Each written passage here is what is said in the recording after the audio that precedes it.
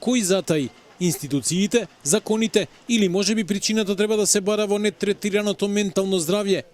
Трагедијата во Велес кога Илија Стефановски ја уби својата поранешна партнерка Росица Коцева и низиниот татко, а потоа си пресуди и себе си, отвори лавина прашања. За ова крваво злосторство стојат мноштво пријави за закани насилство и вознемирување, полициски записници, судски одлуки и психијатриски вештачења. Но и покрај сите аларми кои со месеци се испраќаа, системот не успеа да ја заштити жртвата. Психологот Розалија Секуловска вели дека вакви трагедии има и во најразвиените земји, но покрај толку многу пријави и дојави како во Велешкиот случај, системот мора ефикасно да реагира, а заканувачот да биде под постојан надзор.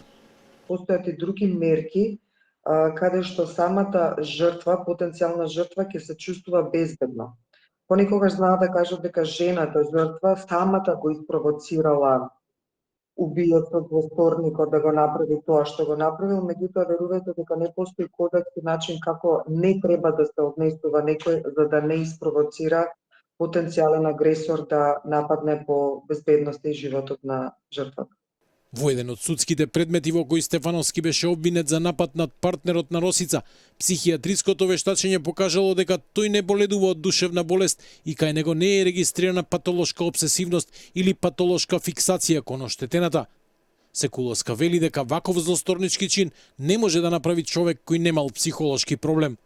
Ментално здрава личност не може ова да го направи, без разлика дали станува збор за социопат, психопат или пак за некое друго пореметување, секогаш е потребно да се инвестира во менталното здравје и да се работи на примарната, на секундарната, а сега во овој случај ќе биде и на терцијалната заштита. Дали полицијата затаила и дали внатрешната контрола на МВР ќе испитува дали е преземено се во овој случај, не успеавме да дознаеме. И покрај упатеното прашање, до овој момент од МВР не добивме одговор. Опозицијските партии со барања за одговорност за раководството на Велешката полиција и министерот Тошковски. Институциите не успеа да заштитат живот на една жена и на еден човек. Само поради нивното молчање и непревземање ништо има два згаснати животи. Ова е порака до сите нас дека системот потврли.